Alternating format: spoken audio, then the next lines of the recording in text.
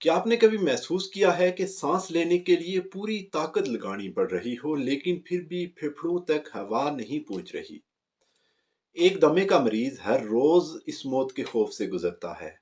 Inhaler और pump हर वक्त साथ रखना मजबूरी बन जाती है, लेकिन क्या हो अगर मैं आपको बताऊं, होम्योपैथिक में दमे का ना सिर्फ इलाज है बल्कि इमरजेंसी की सूरत में ये किसी मोजज़े से कम नहीं।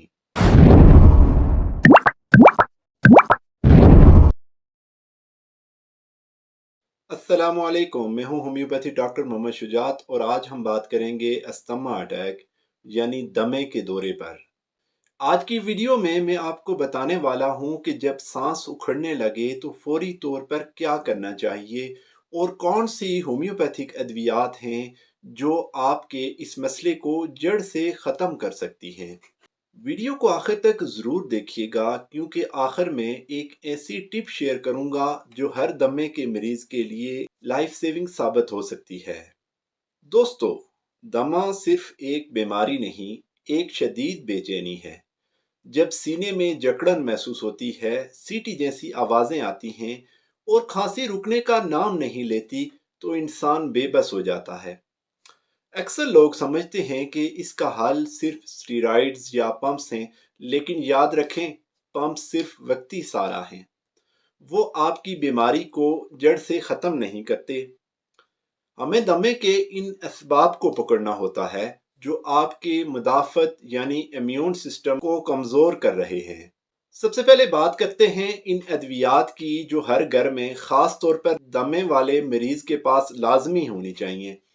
उसमें सबसे पहली होम्योपैथिक मेडिसिन है आर्सेनिक एल्बम। अगर मरीज को आधी रात के बाद खुसूसन 12 से 2 बजे तक सांस लेने में शदीद दुश्वारी हो, बेचैनी इतनी हो कि वो लेट ना सके और उठकर बैठ जाए, साथ में थोड़ा थोड़ा पानी पीने की तलब हो, तो आर्सेनिक एल्बम से बेहतर कोई दवा नहीं। दूसरी दवा की बात करें तो वो है एपिकाक। अगर सांस की नालियों में बलगम हो, सांस लेते हुए सीने में खड़खड़ाहट की आवाज आए लेकिन बलगम बाहर ना निकले और मरीज को मतली या उल्टी जैसी कैफियत महसूस हो, तो एपिकाक 30 का इस्तेमाल फौरी राहत देता है। तीसरी और बहुत अहम दवा बलाटा। ये दवा दमे के लिए होम्योपैथिक का इमरजेंसी इनहेलर मानी जाती है। जब दमे का दौरा शदीद हो, खांसी का दौरा पड़ रहा हो और सांस लेना दुश्वार हो जाए, तो इसका मदर टिंचर यानी क्यू पोटेंसी में नीम गर्म पानी में डालकर पी ली जाए, फौरन अफाका होता है। दोस्तों, आगे बढ़ने से पहले मैं आपसे एक बात पूछना चाहता हूँ। क्या आप या आपका कोई प्यारा दमे की वजह से मुस्तकिल पंप इस्तेमाल कर रहा है? और क्या आपको लगता है वक्त के साथ साथ आपकी अद्वियात की मिकदार बढ़ती चली जा रही है? मुझे नीचे कमेंट में ज़रूर बताएं।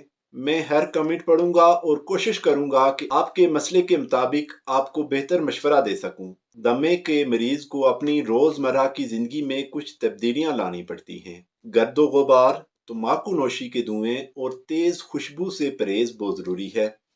इसके अलावा ठंडा पानी और खट्टी चीज़ें दमे के मरीज के लिए जहर के बराबर हैं। याद रखें, होम्योपैथिक में हम सिर्फ अलामात का नहीं बल्कि पूरे इंसान का इलाज करते हैं। दमा कोई ऐसी चीज नहीं जिसके साथ आपको पूरी जिंदगी डर कर गुजारनी पड़े।